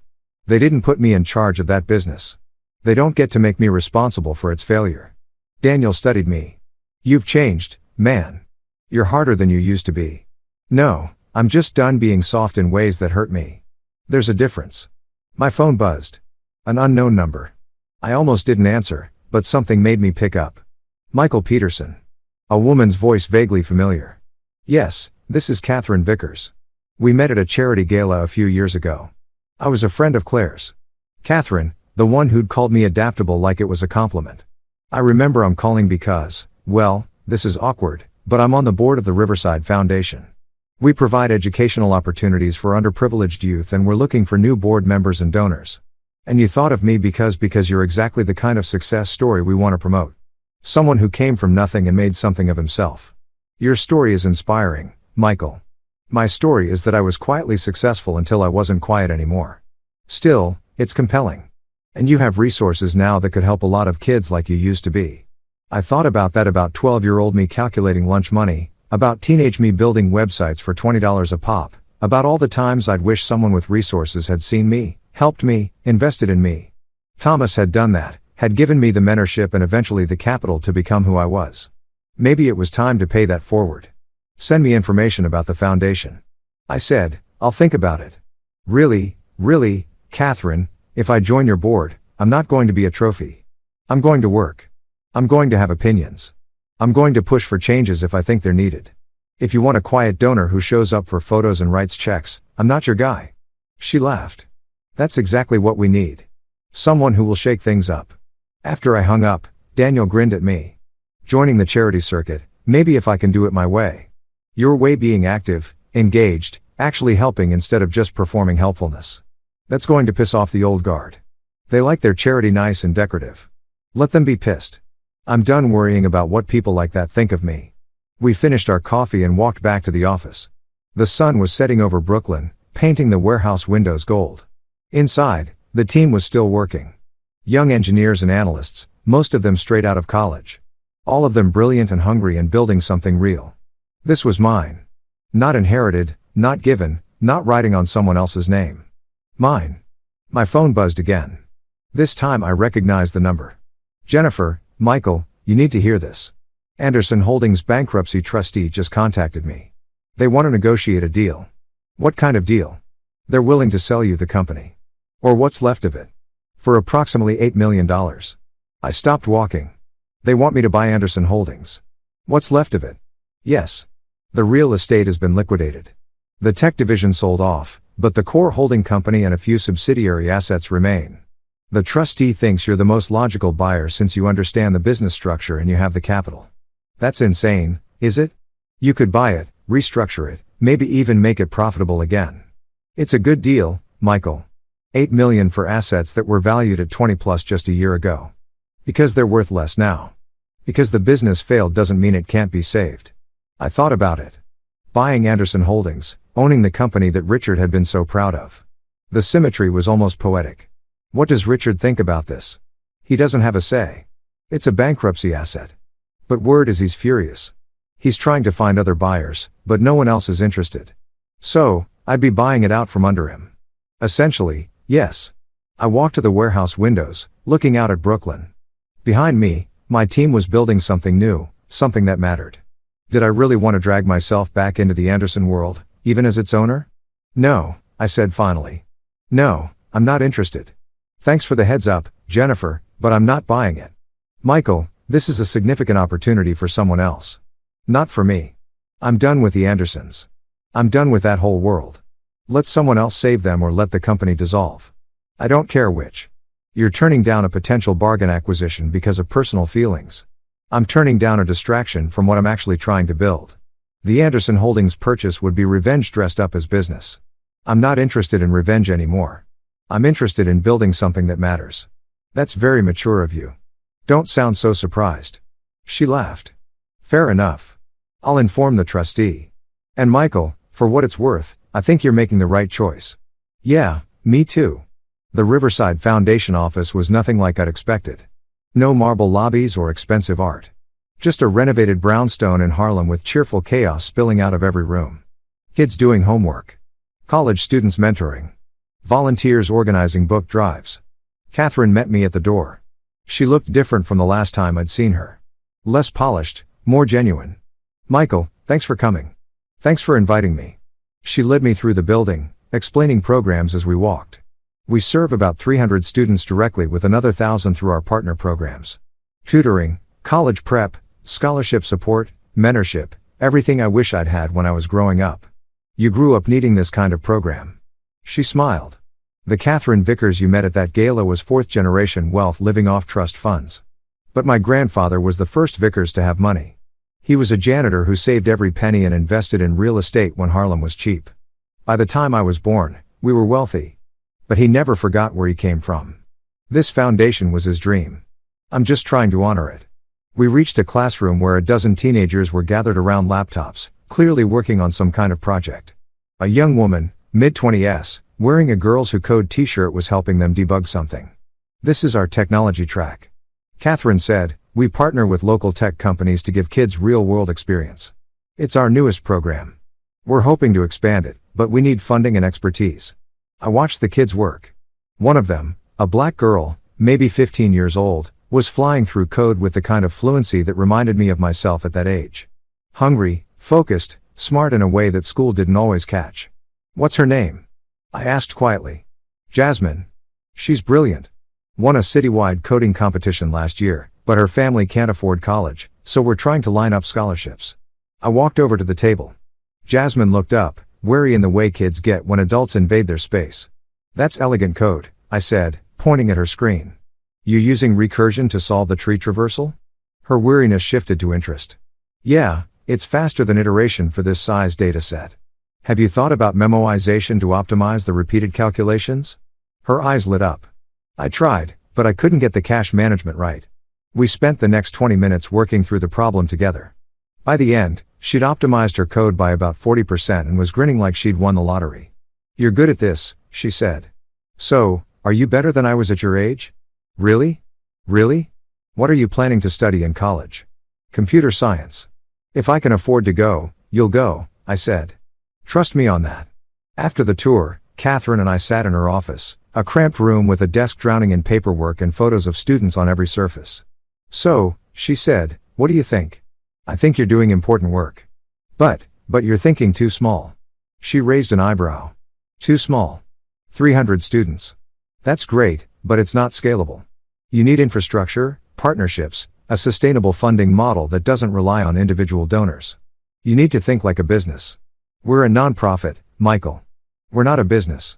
That's exactly the problem. Nonprofits that don't think like businesses fail.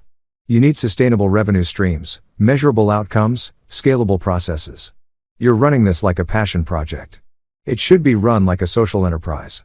That's very corporate of you. It's practical. You want to help kids? Great. Me, too. But helping 300 kids when you could be helping 3,000 is a choice. A choice to stay comfortable instead of scaling. She studied me. What are you proposing? I'll join your board. I'll donate significantly. Let's say $5 million over 5 years. But I want operational involvement. I want to help restructure the organization, build sustainable programs, create something that can outlive all of us. $5 million. It's not about the money, Catherine, though. The money helps. It's about building something that actually makes a difference. I've spent the last 6 months remembering what it's like to build things. This is worth building. And you want control. I want partnership. You know, the mission. I know organizational structure and scalability. Together, we could build something significant. She leaned back in her chair. You know what's funny? When I called you, I thought you'd write a check and show up for photo ops. I didn't expect this. This real engagement, real commitment. Most wealthy donors want their name on a building and a tax deduction. You're talking about actual work. I've got a lot of time and money and absolutely no interest in vanity projects. This is real. These kids are real. The impact is real. Why wouldn't I work for that? She smiled. Welcome to the board, Michael. We shook hands. Over the next 6 months, I threw myself into the foundation with the same intensity I brought to Clarity AI. I hired a management consultant to audit operations. I recruited tech companies to create apprenticeship programs. I personally mentored a cohort of students interested in computer science, including Jasmine, who is now set for a full scholarship to MIT. It felt good. Not like revenge or winning or proving anything, just good. One afternoon, I was in the foundation office reviewing quarterly reports when my phone rang. An unknown number with a Connecticut area code. Against my better judgment, I answered, Michael. Richard Anderson's voice older than I remembered. Tired. It's Richard. Silence. I didn't know what to say. I heard you're working with the Riverside Foundation. He continued that you made a significant donation. I did. That's good. That's a good organization. More silence. Michael, I'm calling because I owe you an apology. You don't owe me anything, Richard. Yes, I do. I owe you an acknowledgement that I was wrong about you. About everything. You tried to tell me the business had problems. You tried to help. And I dismissed you. I mocked you. I treated you like you were nothing. Yes, you did. And you turned out to be right about all of it. The real estate division, the tech acquisition, the leverage, everything you warned about came true. I take no pleasure in that. I didn't expect you would. You're not that kind of person. I should have seen that. Claire should have seen that. We were so busy assuming we knew who you were that we never bothered to actually look. Why are you calling me Richard? A long exhale. Because I'm dying. That stopped me. What? Pancreatic cancer. Stage 4. The doctors give me maybe 6 months. I'm sorry. Are you after everything? Yes. I didn't want you to suffer, Richard. I just wanted you to see me, to acknowledge that I mattered. You mattered. You always mattered. I was just too proud and too stupid to admit it.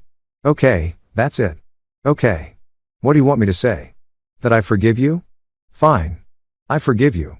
That I'll reinvest in what's left of your company? That's not happening. I've moved on, Richard. I'm building something else. Something that actually helps people. I know. I heard about your work with the foundation. It's good work, Michael. Important work. The kind of thing I should have done with my money instead of just accumulating more of it. It's not too late for you to do something meaningful with what you have left, isn't it? No, you've got 6 months. That's time. You can still choose how you want to be remembered. He was quiet for so long. I thought he'd hung up then. Thank you for what? For not being the person I treated you as. For being better than I deserved. I'm not better, Richard. I'm just different. You taught me something important, actually. You taught me that respect isn't about money or status. It's about seeing people as they actually are. Valuing them for their character, not their bank balance. That's a lesson I learned too late. Better late than never. Is it? He laughed bitterly. I'm dying, Michael. My business failed. My daughter divorced, the best thing that ever happened to her. My legacy is a cautionary tale. When was it better that I learned this lesson? Now. Right now. You still have time to be someone different. Someone better. Use it how? However you want. Donate to charity. Make amends with people you've hurt. Spend time with your family actually seeing them. I don't know, Richard, but you have 6 months to figure it out. That's more than some people get. Another long silence. Then will you come to the funeral? When the time comes. I don't know. Maybe. We'll see. Fair enough. Goodbye, Michael. Goodbye, Richard. After I hung up, I sat there for a long time, thinking about endings and beginnings and the strange way life circles back on itself. Richard Anderson was dying. The man who dismissed me, mocked me, treated me like I didn't matter. He was dying, and he'd called to apologize. It didn't undo anything. Didn't change the past, but maybe it changed the future somehow. His future at least. I went back to work on the quarterly report. There was too much to do, too much to build, to spend time dwelling on what couldn't be changed. Richard died 4 months later. I didn't go to the funeral, not out of spite, but because I'd moved beyond needing that kind of closure. Claire sent me an invitation, and I sent flowers. White lees, a simple card for the lessons, wanted and unwanted. Rest in peace. Patricia called me a week after the funeral. Michael, I want to thank you for the flowers. They were lovely. You're welcome. I also wanted you to know that Richard changed his will. 3 months ago, he left a significant portion of his personal estate to the Riverside Foundation. $2 million. I sat up straighter. He what? He said you inspired him. That you showed him what meaningful wealth looked like. He wanted to contribute to that legacy. I don't know what to say. You don't have to say anything. I just wanted you to know he died with some regrets, but he also died trying to be better. That counted for something. Yes, it did. Michael, do you hate us? Me and Claire and Jonathan, do you hate us for how we treated you? I thought about that. Hate was such a strong word, a binding word. No, I said finally. I don't hate you. I don't think I ever did. I was hurt. I was angry, but hate, no, I'm glad. I know I wasn't kind to you. None of us were. We took you for granted. We assumed you should be grateful for our acceptance instead of realizing we should be grateful for yours. Patricia, no. Let me finish. You were good to my daughter. You tried to help our business. You were patient and kind and decent, and we repaid that with condescension. I'm sorry, Michael. I'm genuinely sorry. Thank you. Are you happy now? In your new life? I looked around my Brooklyn office. Through the window, I could see the team working. Daniel explaining something to a new hire, Jasmine, who'd started a summer internship with us. Laughing at something on her screen. Good people doing good work. Yes, I said. I'm happy. I'm glad you deserve that. And Michael, thank you for the lessons you taught us. For being the person who wouldn't accept less than he deserved. We needed to learn that. You're welcome. After we hung up, I sat there thinking about circles and closure and the strange mathematics of forgiveness. I'd started this journey wanting to be seen, to be valued, to matter to people who dismissed me. And I'd ended it realizing that their validation had never been the point. The point was seeing myself clearly, valuing myself appropriately, understanding that I mattered regardless of what they thought. That evening, I met Catherine at the foundation for a board meeting. We'd grown substantially, 1,200 students now, partnerships with 8 tech companies, a new scholarship fund named after Richard Anderson. It wasn't enough yet. It would never be enough until every kid who wanted an education could get one. But it was progress.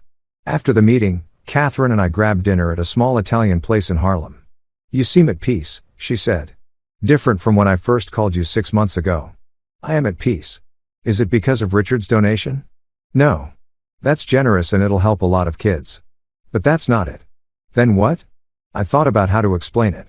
When I pulled my money from Anderson Holdings, I thought I was making a statement, proving a point, showing them they'd underestimated me. And I was, but I was also freeing myself. Not from them, from my need to be validated by them. That was the real prison. Not their condescension, but my need for their approval. That's very zen. It's very honest. I spent 5 years trying to earn something that should have been freely given. When I stopped trying, I realized I didn't actually need it. Do you miss it? The marriage, the life you had. Sometimes I miss the idea of it. The dream of being part of a family, of belonging somewhere. But the reality, no, I don't miss performing for people who'd never really see me. What about Claire? Do you miss her? I miss who I thought she was. But that person never existed. She was a projection, a fantasy I created because I wanted to believe love could bridge any gap. But some gaps aren't meant to be bridged. Some differences aren't about growth or compromise. They're just incompatibility. That's sad, is it? I think it's realistic. Not every relationship is meant to last forever. Some are just meant to teach you something. What did that relationship teach you? That I'm enough. Just as I am. Poor or rich, connected or independent, approved of or dismissed. I'm enough. That's not something the Andersons gave me. It's something I learned by walking away from them. Catherine smiled. Thomas would be proud of you. Yeah, I think he would. We finished dinner and walked out into a warm June evening. Harlem was alive with people and music and the kind of energy that only cities have. I'd grown up in poverty in a place like this. Different city, same hustle, same hunger. But I wasn't hungry anymore. Not for money or status or approval. I had enough. I was enough. My phone buzzed. Daniel. Michael, where are you? We've got a crisis at the office. One of our clients is threatening to pull their contract because of some press about your divorce. They're worried about stability. I sighed. I'll be there in 20 minutes. Thanks, man. I looked at Catherine. Duty calls. Go save the day. That's what you do now. Is it? Yes. You're a builder, Michael. That's what you've always been. You just got distracted for a while building the wrong things for the wrong people. Now you're back on track. I thought about that as I walked to the subway. A builder, someone who created rather than destroyed, someone who added value rather than extracting it. The Anderson affair had looked like destruction from the outside. But it hadn't been. It had been the necessary demolition before rebuilding. You can't construct something solid on a faulty foundation. Sometimes you have to tear down what's broken before you can create what works. At the office, I handled the client crisis. It turned out to be less dramatic than Daniel made it sound. Just some reassurances and a contract amendment. By the time I finished, it was nearly midnight. The office was empty except for me and the city lights beyond the windows. I stood there for a moment thinking about the past year. The dinner that changed everything, the confrontation, the divorce, the rebuilding. A year ago, I'd been invisible. A shadow in someone else's story. Now I was writing my own. My phone buzzed one last time. A text from an unknown number. This is Claire. I know you probably don't want to hear from me, but I wanted you to know I'm getting help. Real help, therapy, self-reflection, all of it. You were right about everything. I didn't see you. I didn't value you. I'm trying to learn how to see people now. How to value them for real. Thank you for being brave enough to walk away. It was the wake-up call I needed. I hope you're happy. You deserve to be. See, I stared at that message for a long time. Then I typed back, I'm glad you're doing the work. That takes courage. I hope you find what you're looking for. Be well. I didn't add love or miss you or any of the other phrases that used to end our messages because I didn't love her. Not anymore. And I didn't miss her. Not really. What I felt was something quieter. Relief that she was growing. Hope that she'd be better to whoever she loved next. And gratitude that I'd been brave enough to demand better for myself. I turned off my phone and looked out at the city. Somewhere out there, thousands of people were living their lives, struggling and succeeding, loving and losing, building and breaking. I was just one person among millions. But I was free and that was enough. The gala was Catherine's idea, a fundraiser for the foundation, she'd said. Black tie, expensive tickets, all the wealthy people you hate. I don't hate wealthy people. I just hate the ones who think wealth makes them better than everyone else. So, most of them, fair point. But I went, wore my best tuxedo, Tom Ford again, because if you're going to do black tie, do it right. The venue was the Metropolitan Museum of Art, rented for the evening, full of the kind of people who wrote five-figure checks without blinking. The foundation had grown exponentially. We were serving over 5,000 students now across 3 cities with plans to expand nationally. The scholarship fund was endowed at $15 million. The technology track had placed 68 students in top engineering programs. We'd become a case study in scalable philanthropy. I was giving the keynote speech. Catherine had insisted. You're the face of this organization. She'd said, you're the founder. You should speak. You're the story everyone wants to hear. Poor kid makes good, gives back, creates lasting change. That's compelling, Michael. It's also reductive. It's also true. So there I was, standing backstage, waiting to be introduced when I saw her, Claire. She looked different, older maybe, though it had only been 3 years, but also more settled, more genuine. She was talking to someone I didn't recognize, laughing at something, And the laugh sounded real in a way her old laughs never had. She saw me. Our eyes met across the crowd. She smiled. Not the smile I remembered, but something quieter, more honest. She excused herself from her conversation and walked over. Michael, Claire, you look good. Happy? I am. You look good, too. Thanks. I'm here with my partner, Sarah. She's a teacher. We met at a volunteer event last year. That's great. I'm happy for you. Are you? I wasn't sure you'd want to see me. I don't have any animosity toward you, Claire. That ended a long time ago. She nodded. I've been following the Foundation's work. It's incredible what you've built. It's not just me. It's a whole team. But you started it. You saw the need and filled it. That's not nothing, Michael. Thank you. An awkward pause. Then I'm sorry. I know I've said it before, but I want to say it again. I'm sorry for not seeing you, for taking you for granted, for being someone who needed to lose everything to learn anything. You didn't lose everything, Claire. You just lost me. And honestly, I don't think you really had me to lose. We were both playing roles in a relationship that wasn't quite real. Maybe, but I still wish I'd been better.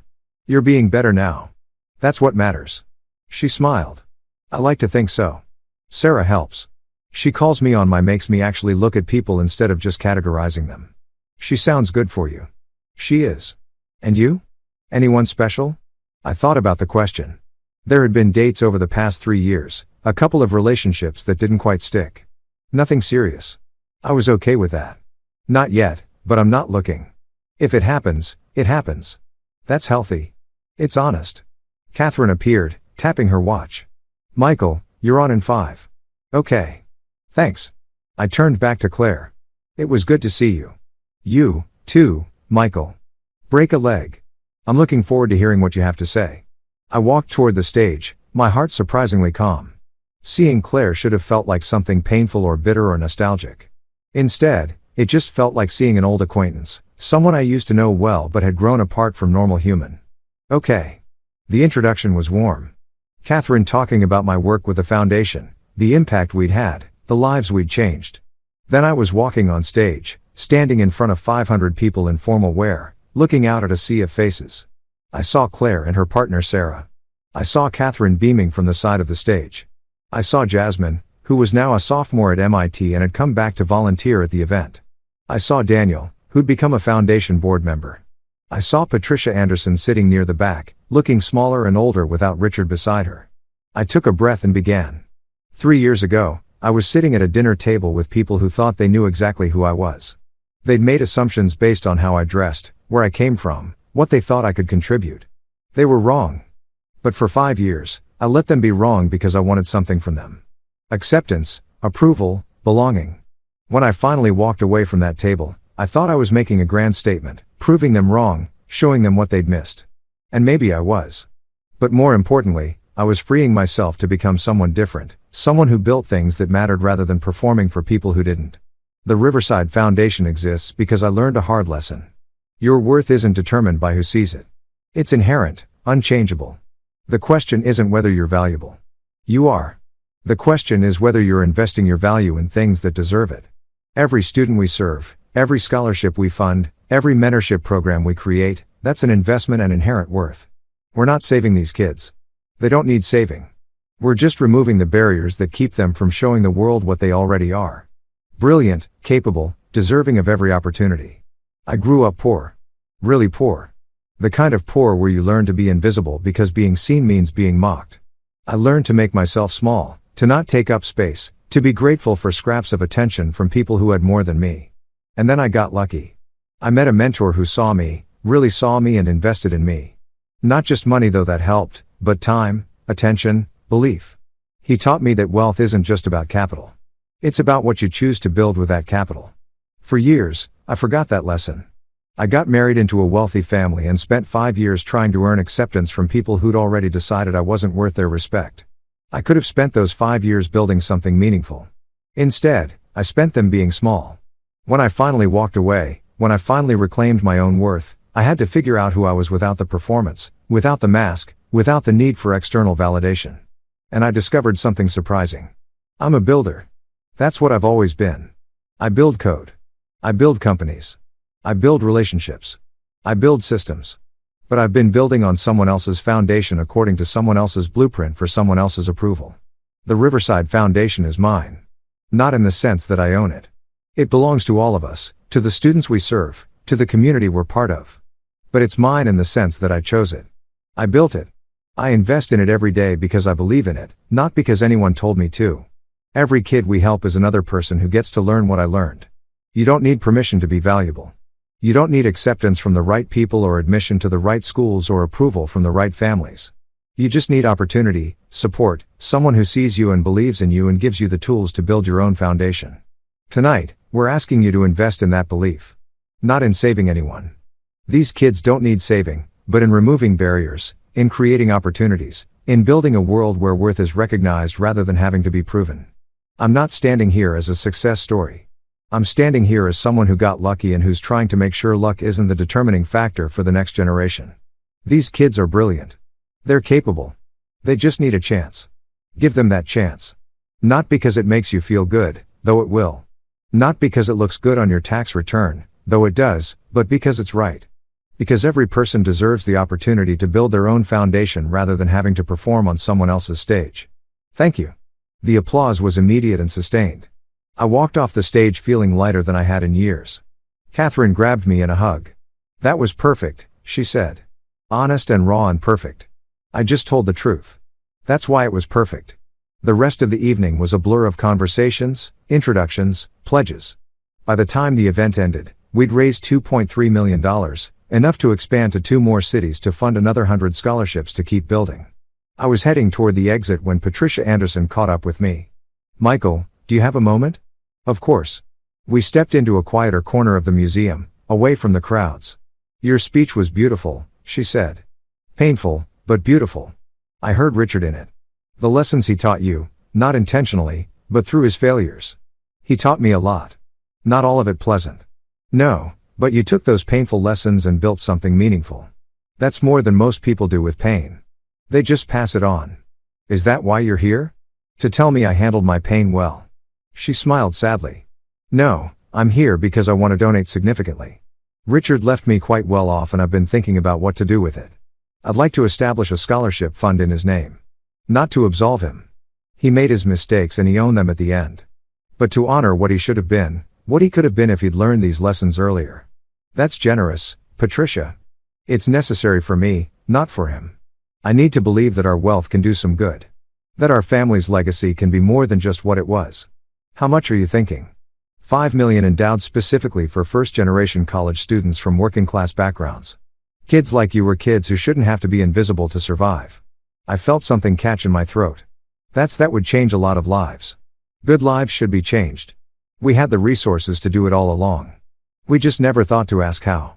We were too busy protecting what we had to think about what we could give. I'll make sure it's used well. I know you will. You always did understand what mattered. We just couldn't see it. She started to walk away, then turned back. Michael, I know this doesn't change anything. Doesn't undo the hurt or the years you spent being dismissed, but for what it's worth. I see you now. I really see you, and I'm sorry it took so long. Thank you, Patricia. That means something. After she left, I stood there for a moment processing. $5 million from the woman whose husband had called my concerns pocket change. The symmetry was almost too perfect. But it wasn't about symmetry. It wasn't about revenge or vindication or proving anything. It was about taking something broken and building something better. I walked out into the New York night. The city stretched out around me, alive and indifferent and full of possibility. 3 years ago, I'd walked out of a different building, away from a different life, not knowing what came next. Now I knew what came next was this. Building, growing, investing in things that mattered. Creating opportunities for people who deserve them. Living honestly instead of performing carefully. My phone buzzed. A text from Jasmine. Saw you on the live stream. That speech made me cry. Thank you for seeing us, for building this, for showing us that our worth doesn't depend on anyone else's recognition. I typed back, thank you for reminding me why this matters. Keep being brilliant. Then I walked home through the city streets, past restaurants and shops and people living their lives. I wasn't invisible anymore, but I also wasn't performing. I was just present, real enough, and that I realized was exactly what I've been searching for all along. The documentary crew wanted to film in the Anderson estate for the full circle. The director said, You started there and now the foundation has expanded to serve 10,000 students. That's the story. The story isn't about revenge, I told her. It's about recognizing your own worth. We know, but the setting matters. It's visual metaphor. So, there I was, back in the dining room where it had all started. The house had been sold after Patricia died. She'd left most of her wealth to the foundation, another $7 million that pushed our endowment past $50 million. The new owners had agreed to let us film for a day. The chandelier was the same. The table was different. Everything felt smaller than I remembered. Tell me about that night, the director prompted. The dinner where everything changed. I looked at the head of the table where Richard had sat. I came to that dinner thinking I could help. I'd been studying their business for months, seeing the cracks in the foundation. I thought if I could just explain it clearly enough, they'd listen. But they didn't. No, they laughed. Called my concerns pocket change. Made it clear that I didn't matter, my opinion didn't matter, that I was just. I paused, looking for the right word, tolerated. I was tolerated, not valued. And that's when you decided to pull your investment. That's when I decided to stop accepting being invisible. The investment withdrawal was just the mechanism. Do you regret it? The fallout, the business that failed, the marriage that ended? I thought about that. I regret the pain it caused people who didn't deserve it. The employees who lost jobs. The smaller investors who lost money.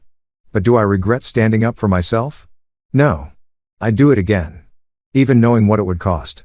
Especially knowing what it would cost because I also know what I gained. Freedom, purpose, the ability to build something that actually matters. We filmed for 3 more hours. Me walking through the estate grounds, standing in the study where I'd made that first call to Marcus, sitting at the table where I'd been dismissed. The director wanted the full story, every angle, every emotion. When we finished, I stood in the driveway, looking back at the house. 8 years since that dinner, 8 years since I'd walked out of this life and into something else entirely. My phone rang. Catherine, Michael, you need to see this. The application numbers for next year's cohort just came in. We have 12,000 applicants. 12,000 kids who want a chance. How many can we take? With current funding, maybe 2,000. Then we need to raise more money. We're already at capacity for individual donor management. We need to think about institutional partnerships, corporate sponsorships, maybe even a capital campaign. Do it. All of it. We'll figure out the infrastructure as we go. But we can't turn away 10,000 kids because of logistics. Michael, that's a massive undertaking. So was starting this foundation. So was walking away from a life that didn't fit. So was deciding to build something that mattered. We'll figure it out, Catherine. We always do. She laughed. You know what? You're right. We'll figure it out. After we hung up, I took one last look at the Anderson estate, then got in my car, still a Honda Civic, though a newer model now, and drove back to the city.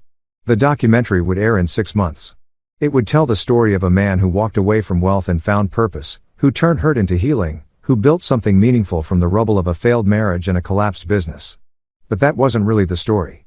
The real story was simpler and more universal. A person who decided they were enough, who refused to be invisible, who invested their worth in things that deserved it. The real story was about every kid we'd helped who'd been told they didn't belong and proved otherwise. Every scholarship recipient who'd been invisible until someone chose to see them. Every mentor who'd invested time because they remembered what it felt like to be overlooked. The real story was about recognizing that worth isn't earned or granted or approved by others. It's inherent, present, unchangeable. You just have to be brave enough to claim it. And sometimes that bravery looks like walking away from a dinner table where you're not valued, texting your investment manager and watching the foundation crumble. Sometimes it looks like building something new from the ground up. Sometimes it looks like refusing to accept pocket change when you know you're worth so much more. I drove through the city as the sun set, painting everything in gold. The buildings, the streets, the people rushing home to lives I'd never know. Somewhere in this city, a kid was sitting at a dinner table being told they didn't matter, that their dreams were too big, that they should be grateful for scraps. Tomorrow, maybe that kid would find our foundation, would apply for a scholarship, would get the chance to build their own foundation instead of standing on someone else's. And the cycle would continue. Hurt transmuted into healing, dismissal transformed into recognition, pocket change invested into generational change. That was the real story and it was still being written.